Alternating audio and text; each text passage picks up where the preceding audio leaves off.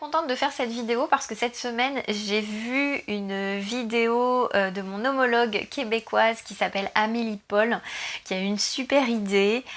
C'était de faire, qui est naturopathe également et qui est chanteuse également, qui a eu une super idée en fait, puisque nous n'avons pas vraiment le droit au chapitre on peut vous aider un petit peu dans cette crise sanitaire.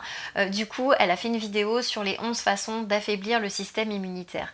Et vraiment pour lui rendre hommage, et parce que je trouvais que c'était une super idée, je mettrai la vidéo dans la description sous cette vidéo, je mettrai la vidéo d'Amélie Paul.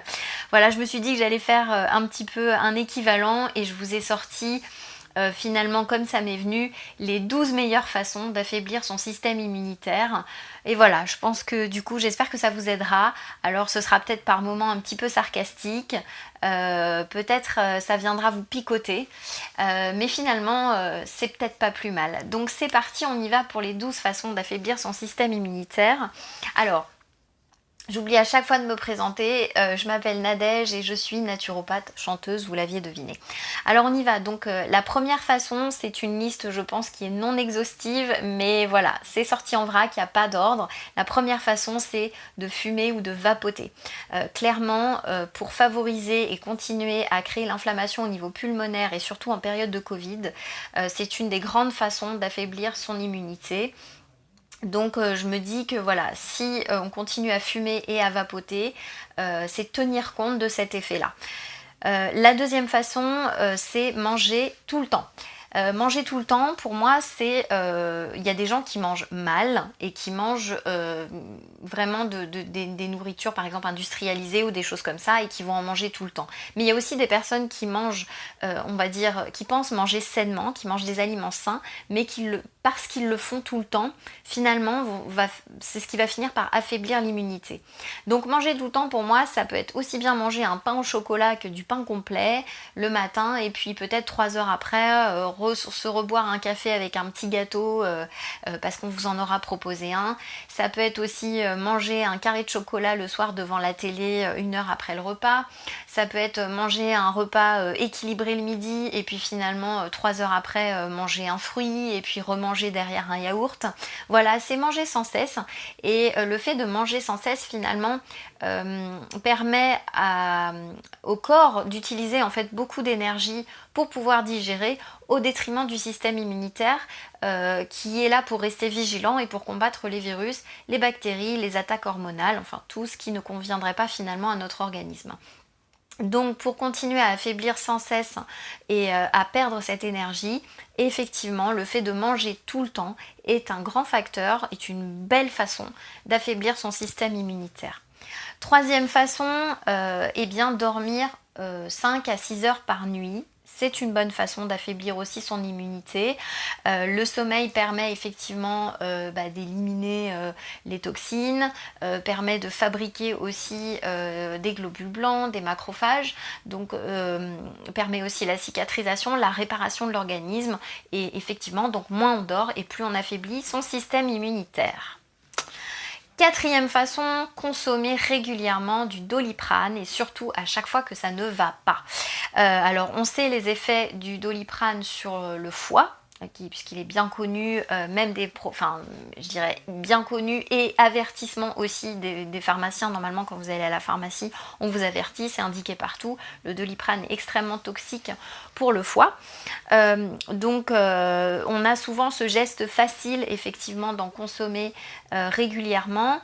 Le foie, c'est un grand filtre des toxiques et des toxines au niveau de l'organisme, et effectivement c'est vraiment quelque chose qui va finalement endormir la douleur, et sans pour autant aller aller aider le corps finalement, et aider toute l'énergie et toute l'immunité à faire effectivement son travail. Et je reviens ici aussi, je parle des Doliprane, mais je parle aussi des anti-inflammatoires, puisqu'on sait que l'ANSES a bien indiqué que les anti-inflammatoires n'étaient absolument pas à consommer pendant la période de Covid, et d'ailleurs pendant tous les virus d'ailleurs, puisque Elle empêche certains processus aussi inflammatoires d'être créés. Il y a tout un système qu'elle a d'ailleurs très bien expliqué. Donc il y a une liste non seulement de médicaments qui ne sont absolument pas bons à prendre, tels que les ibuprofènes notamment, mais il y en a d'autres. Et il y a aussi toute une liste de plantes naturelles, je dirais, ou d'huiles essentielles avec des dérivés d'acide salicylique, enfin de tout ce qui est dérivé aspirine, même en substance naturelle, qui n'est pas bon de prendre. Et ça, c'est important de le savoir aussi et de connaître ça, puisque par prudence, on va les mettre de côté, justement par rapport à cette histoire de réaction du système immunitaire qui peut être excessive ou qui peut être aussi insuffisante. Donc voilà, on va limiter ça pour éviter des interactions dangereuses avec justement le Covid que nous connaissons actuellement. Alors ensuite, cinquième moyen d'affaiblir son système immunitaire, on parlera principalement de la consommation régulière. Quand je dis régulière, c'est même journalière de produits laitiers. Nous sommes assez friands et nous avons été assez bercés dans notre enfance par les produits laitiers des sensations pures. Et d'ailleurs, j'avais tourné une vidéo à ce sujet, et ça c'est valable aussi bien pour les enfants que pour les parents. Consommer trop de produits laitiers crée aussi beaucoup de mucosité et donc peut aussi créer beaucoup de problèmes ORL. Chez les adultes, les produits laitiers contiennent effectivement, on n'a plus cette enzyme qui est la lactase, qui nous sert finalement à bien digérer les produits laitiers. C'est ce qui va venir altérer notamment notre muqueuse intestinale et évidemment là où se trouve aussi le siège de notre immunité. Donc la prise de produits laitiers est une très bonne façon finalement d'affaiblir son système immunitaire. Ensuite, cinquième façon, donc c'est rester chez soi. Effectivement, rester chez soi, n'avoir absolument aucun contact avec la nature, ne pas profiter de l'exposition au soleil aussi, de ne pas voir le vert de la nature, les ions négatifs de la nature, de ne pas pouvoir sortir au grand air, s'oxygéner, faire de l'exercice, finalement rester chez soi, enfermé sur son canapé sans bouger, pourquoi pas jouer aux jeux vidéo ou Netflix ou des choses comme ça, est un très très bon moyen effectivement d'affaiblir son système immunitaire, ça va de soi. Autre chose aussi, ne pas consommer de... alors attendez, j'en ai oublié un quand même qui était important, je sais plus si je l'ai dit, c'était... non, ça je l'ai dit, c'est bon, je m'en mêle les crayons. 1, 2, 3, 4, 5, 6... Alors, septième façon, j'avais pas mis les numéros sur mes notes, donc septième façon, ne consommer aucun complément alimentaires pouvant améliorer notre système immunitaire. C'est vrai que même un complément alimentaire issu de recherches publiées, aujourd'hui on sait qu'il y a des recherches publiées qui ne sont pas forcément dans les protocoles de médecine classique, mais qui sont issues de recherches indexées et publiées qui vont venir améliorer notre immunité. Si on continue, je pense, à avoir un mode de vie tel qu'il est probable que certains d'entre nous ayons, c'est-à-dire manger régulièrement à l'extérieur, manger des plats cuisinés, aller consommer de la nourriture dans les seuls restaurants qui ont été autorisés à ouvrir pendant le Covid et qu'on ne consomme par-dessus aucun complément alimentaire pour pouvoir... aider finalement notre corps. Effectivement, là je pense que c'est vraiment une excellente façon d'affaiblir son système immunitaire. De même, ne consommer aucun complément alimentaire si on a, je pense, derrière une pathologie chronique. Alors attention, quand je dis complément alimentaire, c'est complément alimentaire de qualité, hein. Je pense que si vous allez acheter un complément alimentaire à très bas prix, issu finalement de la fabrication humaine, issu de substances synthétiques, et non pas chimiques mais synthétiques, je pense qu'effectivement c'est une bonne façon d'aggraver finalement l'organisme et de suggérer plus de fatigue encore, effectivement. Voilà. Alors, huitième façon, en cas d'infection virale, ne rien faire. C'est-à-dire continuer à manger ce que vous mangez d'habitude, continuer à prendre beaucoup de prises de Doliprane, attendre d'étouffer, de plus pouvoir respirer, et voilà, et pour agir. Alors je sais que c'est pas... comme je disais, un petit peu, ça peut peut-être un petit peu choquer ou énerver certains ce que je suis en train de dire, mais pour moi c'est clair que le Doliprane ne va absolument pas régler le problème. Il va simplement, ça va vous aider à supporter, mais c'est pas ça qui va soigner la charge virale. Donc finalement, continuer comme si de rien n'était, ça va pas changer les choses. Donc finalement, on risque effectivement probablement d'aggraver son état. Donc on sait que voilà, les anti-inflammatoires sont pas bons. On sait que le Doliprane, finalement, ça va venir vous aider, mais ça ne va pas enrayer la charge virale. Donc voilà, c'est attendre et ne rien faire, effectivement. Je vous dis, continuez à ne pas dormir beaucoup, continuez à ne pas manger. De toute façon, votre corps va vous le dire directement. En cas d'infection, si vous êtes ramassé, c'est clair que voilà, votre corps, de toute façon, ce sera lui qui prendra le dessus, hein, bien au-delà de vos habitudes et de ce que vous faites déjà. Alors, autre chose aussi, passer son temps à se juger, passer son temps à stresser effectivement ou à ne rien faire pour pouvoir gérer et amoindrir le stress. Et puis, passer beaucoup de temps de désamour pour soi-même. Je pense que c'est une excellente façon aussi d'affaiblir son système immunitaire. Alors, je suis désolée, je n'ai pas d'études là-dessus, mais je trouve que avoir des pensées, on va dire, permanentes qui font baisser notre immunité, avoir des pensées permanentes, excusez-moi, j'ai mon mari qui donne ses cours derrière, hein, Covid fait effet, donc il donne ses cours en direct à ses élèves, donc on entend les tapotis et pouta avec les élèves voilà, en ligne, donc du coup ça me perturbe un petit peu. Voilà. Donc finalement c'est un petit peu de bon sens effectivement, donc avoir des pensées négatives régulières, avoir une charge psychique négative permanente, c'est clair que ça va pas aider à avoir une meilleure vitalité, à être moins fatigué et à avoir un système immunitaire optimal. Ensuite, je crois qu'on en est à la 10e façon. La 10e façon d'affaiblir son système immunitaire, c'est de ne rien faire, encore une fois, mais à un niveau un peu plus subtil, c'est continuer comment dirais-je, continuer finalement de vivre comme si avec tous les préceptes qu'on a vus précédemment finalement, et puis de compter uniquement sur une aide je dirais extérieure, un remède miracle qui va arriver, ou ou la protection divine pour nous sortir de là. Voilà, c'est les deux trucs, c'est un peu extrême, un remède miracle ou la protection divine pour nous sortir de là.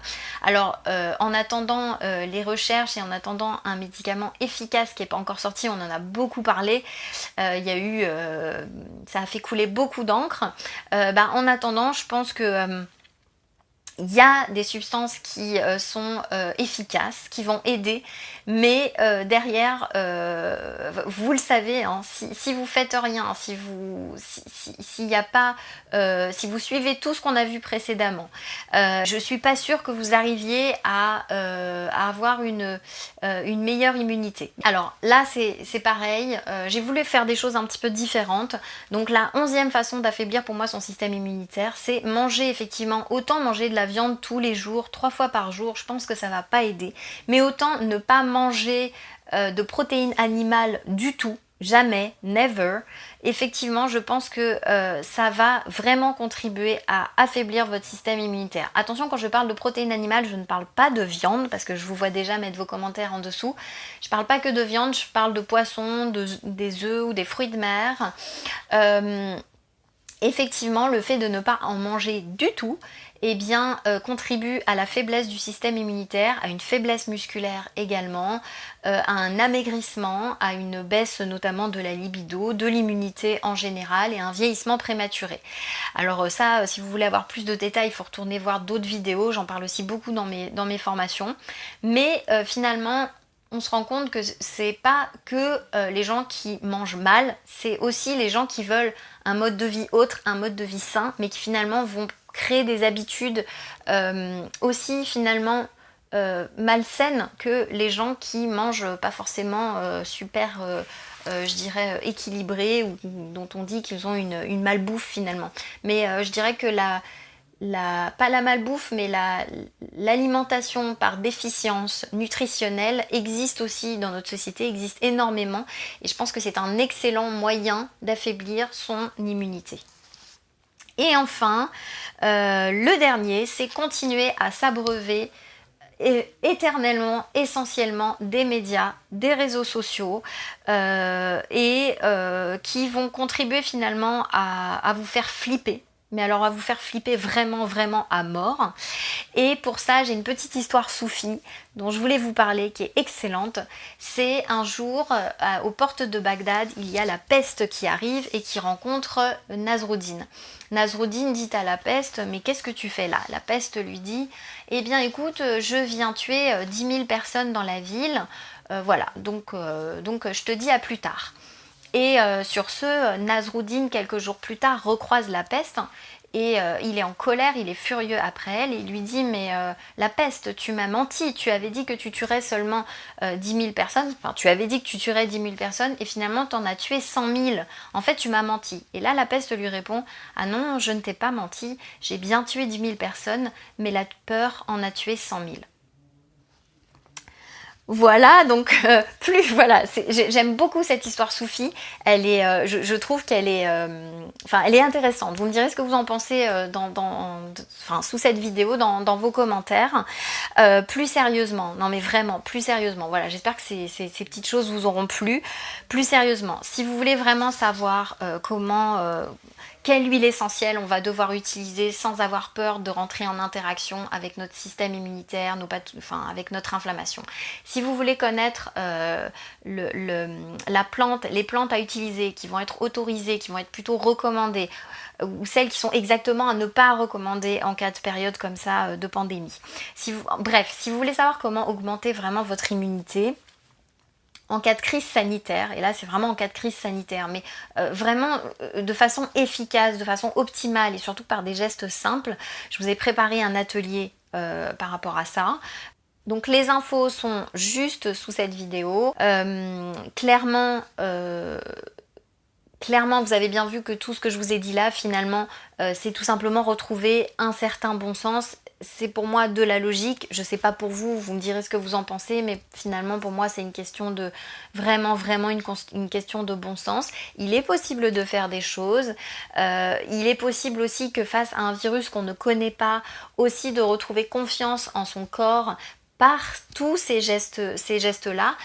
En connaissant ce qu'il ne faut pas faire, vous allez de fait aussi comprendre ce qu'il faut faire. Et ça, c'est plutôt assez logique.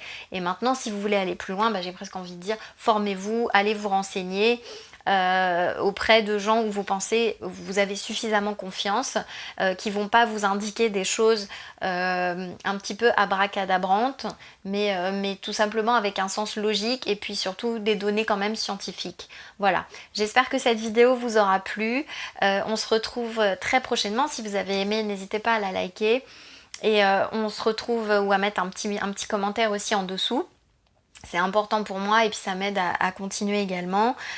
Si vous avez des sujets aussi que vous voulez voir abordés, n'hésitez pas à m'en faire part sous cette vidéo. Moi d'ici là, je vous dis vraiment, prenez bien soin de vous, de votre santé ainsi que celle des vôtres.